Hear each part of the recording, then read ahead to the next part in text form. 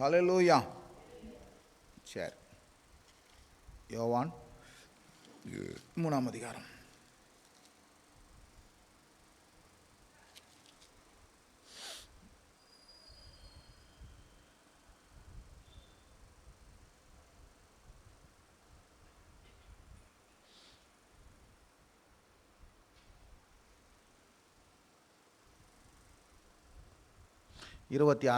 யோவான் 3ஆம் அதிகாரம் 26. அவர்கள் யோவானிடத்தில் வந்து, ரபி, உம்மோடு கூட யோர்தானுக்கு அக்கறையில் ஒருவர் இருந்தாரே, அவரை குறித்து நீரும் சாட்சி கொடுத்தீரே. இதோ அவர் ஞானஸ்நானம் கொடுக்கிறார், எல்லாரும் அவரிடத்தில் போகிறார்கள் என்றார்கள். யோவான் பிரதித்திரமாக, பரலோகத்திலிருந்து ஒருவனுக்கு கொடுக்கப்பட்டால் ஒழிய அவன் ஒன்றையும் பெற்றுக்கொள்ள மாட்டான். நான் கிறிஸ்துவும் அல்ல, அவருக்கு முன்பாக அனுப்பப்பட்டவன் என்று நான் உனக்கு சொன்னதுக்கு நீங்களே சாட்சிகள். எல்லாம் சேர்ந்து படிப்போம். 29. மணவாட்டியை உடையவனே மணவாளன், மணவாளனுடைய தோழன் அருகே நின்று அவருடைய சொல்லை கேட்கிறவனாய் மணவாளனுடைய சத்தத்தை மிகவும் சந்தோஷப்படுகிறான். இந்த சந்தோஷம் இப்பொழுது எனக்கு சம்பூர்ணமாயிற்று. அவர் பெருகவும் நான் சிறுகவும் வேண்டும். உன்னதத்திலிருந்து வருகிறவர் எல்லாரிலும் மேலானவர், பூமியில் உண்டானவன், பூமியின் தன்மைகளை குறித்து பூமிக்கு அடுத்தவர்களை பேசுகிறான். பரலோகத்திலிருந்து வருகிறவர் எல்லாரிலும் மேலானவர். ஆமென். இப்போது இந்த சாட்சியை யோவான் என்ன பண்ணுறான், சொல்லுகிறான். சொல்லுங்கள், இந்த சாட்சியை என்ன பண்ணுறான் யோவான் சொல்லுகிறான்.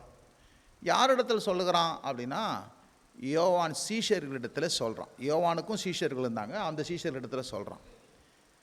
எதனால் சொல்கிறான் அப்படின்னா, இயேசு கிறிஸ்து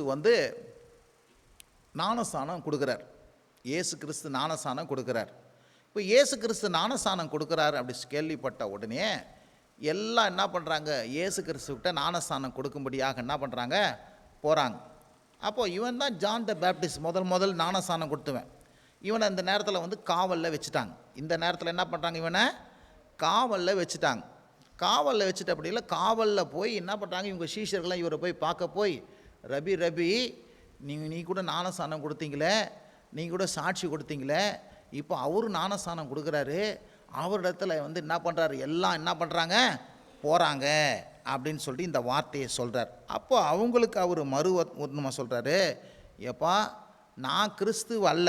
சொல்லுங்கள், நான் யார், கிறிஸ்து அல்ல, அவருக்கு முன்னாக நான் என்ன பண்ணப்பட்டேன், அனுப்பப்பட்டவன் என்று நான் உங்களுக்கு சொன்னேனே சொல்லிட்டு 29 சொல்கிறாரு, மணவாட்டியை உடையவனே மணவாளன், மணவாளுடைய தோழனோ அருகே நின்று அவருடைய சொல்லை கேட்கிறவனாயிருக்கிறான். மணவாளுடைய சத்தத்தை குறித்து மிகவும் சந்தோஷப்படுகிறேன். இந்த சந்தோஷம் இப்பொழுது எனக்கு சம்பூர்ணமாய் உண்டாயிற்று. இங்கே யோவான் ஸ்நானன் இயேசு கிறிஸ்துவை இன்னொரு காரியமாய் சொல்லுகிறார். அது என்ன சொல்லுகிறார்னா, இயேசு மணவாளன். சொல்லுங்கள், இயேசு யாருங்க, மணவாளன் என்று சொல்லுகிறார். இயேசு எப்படி கேட்குறாரு, மணவாளன் என்று சொல்லுகிறார். அப்போது யாரை மணவாட்டி என்று சொல்கிறாரு, யாரெல்லாம் இயேசுக்கிட்ட ஞானஸ்நானம் எடுக்க போகிறாங்களோ அவங்களையெல்லாம் கர்த்தர் என்ன சொல்கிறாரு, மணவாட்டி அப்படின்னு சொல்கிறார். சொல்லுங்கள், மணவாட்டி சொல்கிறார்.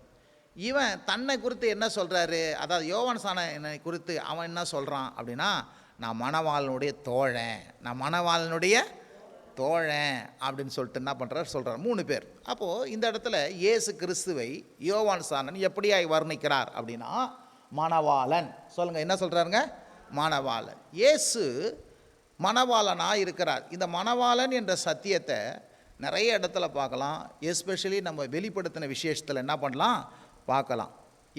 அவர் ஆட்டுக்குட்டியானுடைய திருமண காரியங்களை குறித்து என்ன பண்ணலாம், வெளிப்படுத்தின விசேஷத்தில் நம்ம என்ன பண்ணலாம், பார்க்கலாம். அப்போது இயேசு கிறிஸ்து யார் அப்படின்னா, மணவாளனாய் இருக்கிறார். சொல்லுங்கள், என்ன பண்ணுறாரு, மணவாளனாய் இருக்கிறார். இப்போ இயேசு கிறிஸ்து மணவாளனா, இயேசு கிறிஸ்துக்கு மணவாட்டி யார் அப்படின்னா, யார் மணவாட்டி, நீங்களும் நானும் தான் யாருங்க, மணவாட்டியாக இருக்கிறோம். இருந்தால் ஒரு ஆமேன் சொல்லுங்கள். நீங்களும் நான் என்ன பண்ணுறோம், மணவாட்டியாய் இருக்கிறோம். இந்த இடத்துல ரோமர் 7ஆம் அதிகாரத்தில் நீங்கள் பார்த்தீங்கன்னா, அவர் என்ன பண்ணுறது, நியாயப்பிரமாணம் நம்மளை என்ன பண்ணுறது, ஒரு புருஷன் கீழே நம்மளை என்ன பண்ணுது, அடிமையாக என்ன பண்ணிக்குது, மாட்டி இருக்குது. இப்போ கர்த்தர் நியாயப்பிரமாணத்தில் விடுதலையாக்கி நம்மளை என்ன பண்ணுறாரு, திருமணம் செய்கிறவரா என்ன பண்ணுறாரு இருக்கிறார் என்பதை நாம் என்ன பண்ணுறோம், ரோமர் அதிகாரத்தில் நாம் என்ன பண்ணுறோம் பார்க்குறோம். ஹல்லேலூயா. அதே போல் இந்த மணவாளன் மணவாட்டியை தேடி வருகிறார். சொல்லுங்கள், இந்த மணவாளன் என்ன பண்ணுறாருங்க, மணவாட்டியை தேடி என்ன பண்ணுறாரு, வருகிறவராக இருக்கிறாரு. இருந்தவர் ஆமேன்னு சொல்லுங்கள். இந்த மணவாளனுடைய தோழன் தான் யார், இந்த யோவான் ஸ்நானன். இந்த மணவாளனை இவர்தான் மணவாளன் என்று சொல்லி என்ன பண்ணுறாரு, எல்லாருக்கும் என்ன பண்ணுறாரு, அறிமுகப்படுத்துகிறவராக என்ன பண்ணுறாரு இருக்கிறார். எப்படி வந்து பெண்ணை பார்க்கறதுக்கு என்ன பண்ணுவாங்க, ஆண்மகன் வந்து போவாங்க, அவரோடு கூட தோழன் போகிற மாதிரி அவர் என்ன பண்ணுறார், பரலோகத்திலேருந்து நம்மளை எல்லாரையும் மணவாட்டியை பார்க்கும்படியாக அவர் இறங்கி வந்தார். அவர் முன் அடையாளப்படுத்தி கொண்டு வருகிறவர் யாராக இருக்கிறாரு, யார் இருக்கிறார், யோவான் ஸ்நானனாய் இருக்கிறார். இருந்தால் ஒரு ஆமேன்னு சொல்லுங்கள்.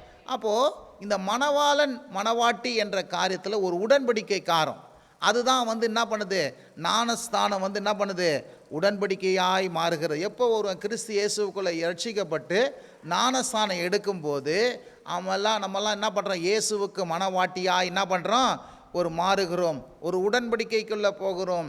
அவர் மணவாளனாக இருக்கிறாரு. இனி எப்படி அந்த திருமணமான பெண்ணுக்கு மணவாளன் என்ன பண்ணுறாரு, எல்லா விடத்திலும் செக்யூரிட்டி எடுத்து எல்லாவற்றுக்கும் அவர் என்ன பண்ணுறாரு, இனிமேல் அம்மா அப்பா அவங்கள நடத்த முடியாது, அம்மா அப்பா அவங்களுக்கு உத்தரவாதம் கொடுக்க முடியாது. அந்த கணவனே என்ன பண்ணுறான், எல்லா ரீதியிலும் உத்தரவாதம் கொடுத்து அவங்கள எப்படி நடத்துறது போல, இந்த திருமண பந்தத்துக்கு பிறகு எப்படி நடத்துகிறது போல, இந்த ஞானஸ்தான உடன்படிக்கைக்கு பிறகு கர்த்தராகிய இயேசு கிறிஸ்து என்ன பண்ணுறாரு, அவரை விசுவாசித்து ஞானஸ்தானம் எடுக்கிறவங்கள அவர் என்ன பண்ணுறாரு, மணவாட்டியாய் அவர்களை பாவித்து இவர் மணவாளனாக இருந்து எல்லா விதத்திலும் என்ன பண்ணுறாரு, போஷித்து என்ன பண்ணுறாரு, காப்பாற்றுகிறவராய் இருக்கிறாரு. இருந்தால் ஒரு ஆமேன்னு சொல்லுங்கள். ஹல்லேலூயா. அதை தான் சொல்கிறாரு இவர், நான் தோழனாக இருக்கிறேன், மணவாளுடைய சத்தத்தை குறித்து மிகவும் நான் என்ன பண்ணுறேன், சந்தோஷப்படுகிறேன். மணவாளுடைய சத்தம், மணவாளனுடைய சத்தத்தை குறித்து நான் சந்தோஷப்படுகிறேன். இந்த சந்தோஷம் எனக்கு என்ன பண்ணது, இப்போது எனக்கு சம்பூர்ணமாய் உண்டாயிருக்கிறது. இருந்தால் ஒரு ஆமேன்னு சொல்லுங்கள். அப்போ இயேசு யார் அப்படின்னா, நம்ம எல்லாம் அந்த அரக்கங்கையிலிருந்து, பொல்லாத புருஷன் யார், இந்த நியாயப்பிரமாணத்திலிருந்து, பொல்லாத பிசாசினுடைய சங்கிலியிலிருந்து, நம்மளை எல்லாம் பாவம் என சங்கிலியிலிருந்து மீட்டெடுக்க வந்த அவர் மணவாளனா என்ன பண்ணுறாரு இருக்கிறாரு. இருந்தால் ஒரு ஆமேன்னு சொல்லுங்கள். அதிலிருந்து மீட்டெடுத்து அவருக்கு சொந்த பந்தமாக மணவாட்டியாக மணமுடித்து என்ன பண்ணுறாரு, உடன்படிக்கை செய்து நம்மோடு கூட எல்லா காலம் இருந்து தன்னுடையதெல்லாம் நமக்கு தந்து எல்லாவற்றையும் என்ன பண்ணுறார், நம்மை ஆசீர்வதிக்கிறார். இருந்தால் ஒரு ஆமேன்னு சொல்லுங்கள். இதை தான் எபேசியர் 5ஆம் அதிகாரத்தில் நீங்கள் பார்க்கலாம். என்ன பண்ணுதுங்க, எபேசியர் 5ஆம் அதிகாரத்தில் நீங்கள் பார்க்கும்போது திருமண காரியத்தில் வந்து என்ன பண்ணுவாங்க, பிரசங்கம் பண்ணுவாங்க. கிறிஸ்து வந்து என்ன பண்ணுறாரு, நமக்கு மணவாளனாக இருக்கிறாரு, நாம் எல்லாம் என்ன பண்ணுறோம், மணவாட்டியாக இருக்கிறோம், கணவன் மனைவியாக இருக்கிறோம் அப்படி சொல்கிறார். அதே போல் கிறிஸ்து சபையை போஷித்து காப்பாற்றுறது போல கணவன் மனைவியை என்ன பண்ண வேண்டும், போஷித்து காப்பாற்ற வேண்டும் என்று சொல்லுகிறார். இந்த இடத்துல அவர் வந்து யோவான் ஞானஸ்நான இயேசுவை எப்படியாய் வர்ணிக்கிறார் என்றால் மணவாளனாய் வர்ணிக்கிறார். இருந்தால் ஒரு ஆமேன்னு சொல்லுங்கள். கர்த்தராகிய இயேசு கிறிஸ்து இந்த பூமியில் வந்தது எதற்கானா, மணவாட்டியை தேடி வந்தார். சொல்லுங்கள், மணவாட்டியை தேடி வந்தார். எதற்கு வந்தார், மணமுடிக்க வந்தார். தம்முடைய இரத்தத்தையும் தம்முடைய சிலுவை மரணத்தையும் தன்னுடைய அன்பையும் தன்னுடைய பராபகரத்தையும் எல்லாவற்றையும் வெளிப்படுத்தி நம்ம எல்லாம் அவருக்கு சொந்தமாக கொண்டு போகும்படியாக அவர் உன்னையும் என்னையும் என்ன பண்ணுறாரு, மணமுடிக்க தேடி வந்தவராக என்ன பண்ணுறாரு இருக்கிறாரு. நீங்கள் ரோமர் அதிகாரத்தில் நீங்கள் வாசித்து பார்க்கலாம். நீங்கள் எப்படி இந்த நியாயப்பிரமாணம் இந்த என்ன பண்ணுது, வேறொரு புருஷனுக்கு நம்மளை என்ன பண்ணுறாரு, அந்த நீங்கள் முதல்ல வந்து பார்த்திங்கன்னா இந்த அபிகாயில் என்று பார்க்கலாம். அந்த அபிகாயிலுக்கு நாபால் என்ற ஒரு புருஷன் இருக்கிறான். சொல்லுங்கள், இந்த அபிகாயிலுக்கு என்ன பண்ணுறான், நாபால் என்ற புருஷன் இருக்கிறான். அவன் பொல்லாதவனும் ரொம்ப மோசமானவனாக இருக்கிறான். இப்போ இந்த நாபால் கையிலிருந்து தாவீது என்ன பண்ணுறான், விடுதலை செய்கிறவனாக இருக்கிறான். விடுதலை செய்து அவளை மனமுடித்து என்ன பண்ணுறான், அந்த பொல்லாதவன் கையிலிருந்து விடுதலை ஆக்கி என்ன பண்ணுறான், அந்த தாவீது இந்த அபிகாயிலை திருமணம் செய்து கொண்டு போகிறான். ஹல்லேலூயா. அந்த மாதிரி நமக்கு முன்னாடி ஒருத்தன் இருக்கிறான். அவன் தான் யாருங்க, இந்த பிசாசும் இந்த இந்த பொல்லாத சக்திகளும் நம்மளை என்ன, இந்த பாவம் என்ற இதில் நம்மளை கட்டி வைத்து நம்மளை நாசப்படுத்தி கொண்டு இருக்குது. இவனுடைய பிடியிலிருந்து நம்மளை விடுதலை ஆக்கி நம்ம என்ன பண்ணுறது, கரை சேர்க்கிறதுக்கு என்றே அவர் விண்ணுலகை விட்டு மண்ணுலகுக்கு என்ன பண்ணுறாரு, உன்னையும் என்னையும் தேடி வந்து மணவாளனாக இருக்கிறாரு. சொல்லுங்கள், என்ன பண்ணுறாரு, மணவாளனா என்ன பண்ணுறாரு, இயேசு கிறிஸ்து இருக்கிறார். ஹல்லேலூயா. விளங்குறவங்களா ஒரு ஆமேன்னு சொல்லுங்கள். இதுக்கு சத்தியம் நிறைய இருக்குது. சத்தியம் எடுத்தால் நிறைய போயிட்டே இருக்கும். எபேசியரில் நீங்கள் எடுத்து 5ஆம் அதிகாரத்தை எடுத்து நீங்கள் படித்து பாருங்கள். அவர் என்ன பண்ணுறாரு, சபைக்கும் இயேசு கிறிஸ்துவுக்கும் சொல்லும்போது அவர் சபையை என்ன பண்ணுறாருங்க, சரீரமாக பாவித்து பண்ணுவார். சபையை மனவாட்டியாக என்ன பண்ணுறாரு, பார்க்குறாரு. ஹல்லேலூயா. சபையானது என்ன பண்ண வேண்டும், தலைக்கு கீழ்ப்படுகிறது போல கிறிஸ்துவுக்கு என்ன பண்ண வேண்டும், சபை என்ன பண்ண வேண்டும், கீழ்ப்படிய வேண்டும். ஹல்லேலூயா. இந்த ரகசியம் பெரியது. இது என்னது, கிறிஸ்துவுக்கும் இதுக்கும் அதுக்கும் பெரியதுன்னு சொல்லிட்டு என்ன பண்ணுறாரு, சொல்லுகிறவராக இருக்கார். எபேசு 5ஆம் அதிகாரத்தை எடுத்து படித்து பாருங்கள். இன்னொரு காரியத்தை நம்ம பார்ப்போம். அடுத்தது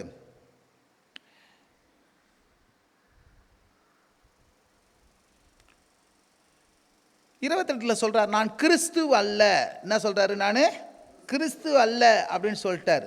அதுக்கப்புறம் இந்த கிறிஸ்து அல்லன்னு சொல்லிட்டு அப்போ இந்த இடத்துல 4ஆம் அதிகாரத்தில் வராங்க. 4ஆம் அதிகாரத்தில் வந்த பிறகு இந்த சமரியா ஸ்திரீ இடத்துக்கு அவர் என்ன பண்ணுறாரு, போகிறார். சமரியா ஸ்திரீக்கு இடத்துக்கு என்ன பண்ணுறாரு, போகிறார். அந்த சமரியா ஸ்திரீ இடத்துக்கு போயிட்ட பிறகு அவர் என்ன பண்ணுறாரு, அந்த ஸ்திரீயை பார்த்து அவளுக்கு தீர்க்க தரிசனம்லாம் சொல்லி உன் புருஷனை கொண்டு வான்றான். அப்போது அவள் எனக்கு புருஷன் இல்லைன்றான். புருஷன் இல்லை என்ற பொண்ணு சொன்னோன்னா இது உள்ளபடி நீ சொன்னாய் அப்படின்னு சொல்லிட்ட பிறகு அப்போ 19, அப்பொழுது அந்த ஸ்திரீ அவரை நோக்கி, ஆண்டவரே நீ தீர்க்கதரிசி என்று காண்கிறேன். சொல்லுங்கள், நீ தீர்க்கதரிசி என்று காண்கிறேன். இப்போது இந்த சமரியா ஸ்திரீக்கு முதல்ல இயேசு கிறிஸ்து போய் என்ன பண்ணுறாரு, அந்த சுவிசேஷத்தை என்ன பண்ணுறாரு, அறிவிக்கிறார். சொல்லுங்கள், சுவிசேஷத்தை அறிவிக்க போகிறார்.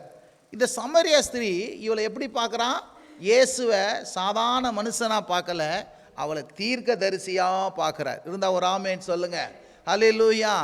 அப்போ இயேசு யார் அப்படின்னா தீர்க்கதரிசி. இயேசு யாருங்க, தீர்க்கதரிசி. என்ன, நம்முடைய முன்பு நடந்த நம்முடைய வாழ்விலும் பின்பு நடக்க போகிற எல்லா காரியங்களையும் அறிவிக்கிறவர் தான் யாருங்க, தீர்க்கதரிசியாக என்ன பண்ணுறாரு இருக்கிறார். அவர் சமரியா ஸ்திரீக்கு மாத்திரமல்ல, நம்முடைய எல்லா காரியங்களையும் முன்னடந்தவைகளையும் பின் நடக்க போகிறவளையும் அறிவிக்கிற ஒரு தீர்க்கதரிசியாக இயேசு கிறிஸ்து என்ன பண்ணுறாரு இருக்கிறாரு. இருந்தால் ஒரு ஆமேன்னு சொல்லுங்கள். அவர் சாதாரண அவர் மனிதர் இல்லை, அவர் தேவகுமாரன் மாத்திரமல்ல. இந்த 4ஆம் அதிகாரத்தில் வரும்போது கொஞ்சம் கொஞ்சமாக அவரை வெளிப்படுத்துகிறாங்க. கொஞ்சம் கொஞ்சமாக அவர் என்ன பண்ணுறாங்க, தேவாட்டுக்குட்டியாக வெளிப்படுத்துகிறாங்க. அதுக்கப்புறம் ஒளியாக வெளிப்படுத்துகிறாங்க. அதுக்கப்புறம் என்ன பண்ணுறாரு, உயர்த்தப்பட வேண்டும் என்று வெளிப்படுத்துகிறாங்க. அதுக்கப்புறம் அவர் மணவாளனாக வெளிப்படுத்துகிறாங்க. 4ஆம் அதிகாரத்தில் வரும்போது அவன் என்ன பண்ணுறான், தீர்க்கதரிசி. என்ன சொல்கிறான், அவன் என்ன பண்ணுறாரு, தீர்க்கதரிசி என்று நான் என்ன பண்ணுறேன், அறிந்திருக்கிறேன் அப்படின்னு சொல்லிட்டு சொல்கிறாங்க. அதுக்கப்புறம் வந்துட்ட பிறகு அப்புறம் என்ன சொல்கிறாங்க, இந்த இடத்துல சொல்கிறார், எங்கள் பிதாக்கள் மலையிலே தொழுது கொண்டு வந்தார்கள், நீங்கள் எருசலேமிலே ஸ்தலத்தை தொழ வேண்டும் என்று இருக்கிறார். அதுக்கு ஸ்திரீயே நான் சொல்லுகிறேன், இந்த மலையில் மாத்திரமல்ல எங்கும் தொழுது கொள்கிற காலம் வருது. நீங்கள் அறியாதை தொழுது கொள்கிற, நாங்கள் அறிந்திருக்கிறதை தொழுது கொள்கிறோம். ரட்சிப்பு யூதர்கள் வழியாக என்ன பண்ணுகிறது, வருகிறது அப்படின்னு சொல்லிட்டு சொல்கிறார், ஆவியோடு உண்மையோடு. அப்போ அந்த ஸ்திரீ சொல்கிறார், அந்த ஸ்திரீ அவரை நோக்கி, கிறிஸ்து எனப்படும் மேசியா வருவார் என்று நான் அறிவேன், அவர் வரும்போது எல்லாவற்றுக்கும் நம்மை அறிவிப்பார் என்றான். அதற்கு இயேசு, உன்னோடு கூட பேசுகிறவர் நானே அவர் என்றார். உன்னோடு கூட பேசுகிறவர் நானே அவர் என்றார். அப்போ அடுத்தது என்ன சொல்கிறாரு, இவன் என்ன சொல்கிறான், ஆராதிக்கிறத கொடுத்தும் தொழுது கொள்றதை கொடுத்தோம்னா சரி, இதெல்லாம் எங்களுக்கு யார் தரமா சொல்லுவான், கிறிஸ்து எனப்படிய மேசியா ஒருத்தர் வருவார், அவர் தான் எங்களுக்கு என்ன பண்ணுவார், இதெல்லாம் சொல்லுவார். ஆராதனை தொழுது கொள்வது, எங்கே தொழுது கொள்வது, எப்படி தொழுது கொள்வது, இதெல்லாம் நீங்கள் சொல்லலாம் தேவையில்ல. ஆனால் நாங்கள் யாரை எதிர்பார்க்குறோம், மேசியாவே எதிர்பார்க்கிறோம். கிறிஸ்து என்னும் ரட்சகரை நாங்கள் என்ன பண்ணுறோம்? எதிர்பார்த்து கொண்டு இருக்கிறோம். அவர் வந்து எங்களுக்கு இதெல்லாம் வந்து என்ன பண்ணுவார்? சொல்லுவார் அப்படின்றார். உடனே அந்த ஸ்திரீ கிட்ட அடுத்த காரியத்தை சொல்கிறார் இவர். எப்பா, நீங்கள் எதிர்பார்க்குறீங்களே அந்த மேசியா, நீங்கள் எதிர்பார்க்குறீங்களே அவர் நான் தான் அப்படின்றார். இருந்தால் ஒரு ஆமேன்னு சொல்லுங்கள். இந்த ஸ்திரீ கிட்ட என்ன சொல்கிறாரு? சீஷர்கிட்டலாம் அழிவிக்கல, சாதாரண அந்த பட்டிக்காட்டு பொண்ணு, சாதாரண நம்ம அந்த பொண்ணுக்கிட்டலாம் போய் பேசுகிறாரு. தகுதி இருக்குதா? பாஸ்டர் பாருங்கள், யார்கிட்டலாம் போய் பேசுகிறாரு. அதுவே ஒழுக்கம் இல்லாதது, அது ஒழுங்கு இல்லாதது. அவர் என்ன போய் பேசும், ஒழுங்கு இல்லை, அதுக்கிட்ட போய் பேசுகிறாரு. ஆனால் கர்த்தர் அப்படிப்பட்ட மக்கள்கிட்ட போய் என்ன பண்ணுறாரு? நான் தான் மேசியா, நான் தான் ஆண்டவர். ஏன்னா அவர் பிணியாளிகளுக்கு தான் வைத்தியம், அப்படிப்பட்ட மக்களுக்கு தான் ரட்சகர், ஆண்டவர், தீர்க்கதரிசி அப்படின்னு சொல்லி என்ன பண்ணுறாரு? தன்னை என்ன பண்ணுறாரு? வெளிப்படுத்துகிறவராக இருக்கிறார். இருந்தவர் ஆமேன்னு சொல்லுங்கள். அந்த இடத்துல சொல்கிறாரு, நான் தான் யாருங்க? மேசியா. இருந்தவர் ஆமேன்னு சொல்லுங்கள். மேசியா என்றால் யாருங்க? அபிஷேகிக்கப்பட்டவர். மேசியா என்றால் அனுப்பப்பட்டவர். யாருக்காக? உங்களுக்காக, எனக்காகவும். பாருங்க, இயேசு கிறிஸ்து உங்களுக்காக எனக்காகவும் தேவனால் அனுப்பப்பட்டவர். உங்களுக்காகவும் எனக்காகவும் அபிஷேகிக்கப்பட்டு அனுப்பப்பட்டவர். மேசியா என்னதுங்க? அனுப்பப்பட்டவர். யாருங்க? அடுத்தது அபிஷேகிக்கப்பட்டவர். இருந்தால் ஒரு ஆமேன்னு சொல்லுங்க. ஹல்லேலூயா. இதை வந்து எதிர்பார்த்து கொண்டு இருக்கிறாங்க. எதிர்பார்த்து கொண்டு இருக்கிறவங்களுக்கு அந்த இடத்துல சொல்கிறேன், நான் தான் அவருன்றார். சொல்லுங்க. இன்றைக்கு இன்னைக்கு என்ன எல்லாரும் என்ன பண்ணுறாங்க? ஒரு காரியத்தை எதிர்பார்த்து கொண்டு இருக்கிறாங்க. எதிர்பார்த்து கொண்டு இருக்கிறவங்களுக்கு சொல்கிறார் இயேசு, நான் தான்பா நீங்கள் எதிர்பார்க்குற ஆள். சொல்லுங்கள், நான் தான் நீங்கள் எதிர்பார்க்குற ஆள். கடைசியாக பார்த்தீங்கன்னா இவ போய் என்ன பண்ணுறான்? எல்லாரையும் போய் என்ன பண்ணுறான்? கூட்டு வரா. சொல்லுங்கள், எல்லாரையும் போய் என்ன பண்ணுறான்? கூட்டு வரா. கூட்டு வந்த பிறகு அவங்க என்ன சொல்கிறாங்க? கவனிங்க.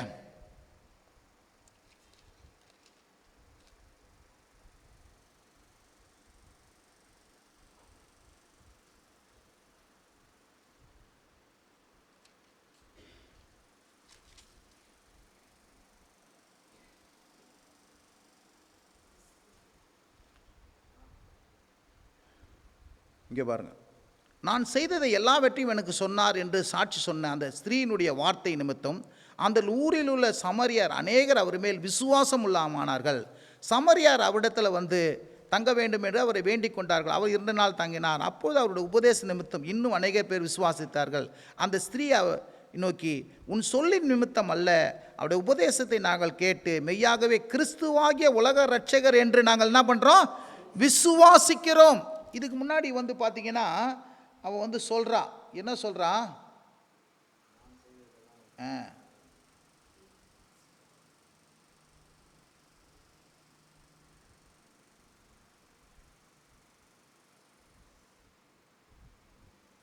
இருபத்தொன்பது யாராவது வாசிங்க.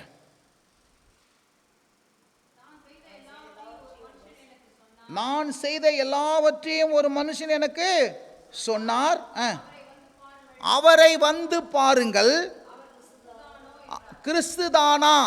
ஆனால் இவ பாருங்க, இவ போய் எல்லா மக்கள்கிட்ட போய் சொல்கிறா. தண்ணி எடுக்கிறதுக்கு வந்தால் வீட்டுக்கு தண்ணி தேவைன்னு இப்போ குடத்தை வச்சுட்டா. குடத்தை வச்சுட்டு எல்லார்கிட்ட போய் சொல்கிறா, நான் செஞ்சது எல்லாம் சொல்கிறாருங்க, அவர் கிறிஸ்து வேறன்னு சொல்கிறாங்க. எனக்கு என்னமோ என்ன பண்ணுது, இன்னும் டவுட்டாக இருக்குது. அவர் கிறிஸ்துதானா? என்ன பண்ணுங்க, எல்லாரும் என்ன பண்ணுங்க, அவரை பாருங்க அப்படின்னு சொல்லி என்ன பண்ணுறான்? எல்லாரையும் கூப்பிட்றான். அப்போ எல்லா ஜனங்களும் வரும்போது இயேசு அந்த சமரியாவில் போய் தங்குறார். எங்கே தகுதன்னா அந்த இடத்துல போய் தங்குறார். அங்கே 2 நாள் அவர்களுக்கு உபதேசம் பண்ணுறார். உபதேசம் பண்ணிட்ட பிறகு அந்த ஜனங்கள் சொல்கிறாங்க, என்ன சொல்கிறாங்க? அவருடைய வார்த்தையை கேட்டு, அவர் வசனத்தை கேட்டு அவரை விசுவாசித்தாங்க. சொல்லுங்கள், அவர் வார்த்தையை கேட்டு, அவர் வசனத்தை கேட்டு என்ன பண்ணாங்க? விசுவாசித்தீங்க. அப்போ சொல்கிறாங்க, உன் ஸ்திரீயே உன் சொல்லி நிமித்தம் இல்லை, அவரை பார்த்து அவர் சொன்ன வார்த்தையெல்லாம் கேட்டு அவரை நாங்கள் விசுவாசிக்கிறோம்.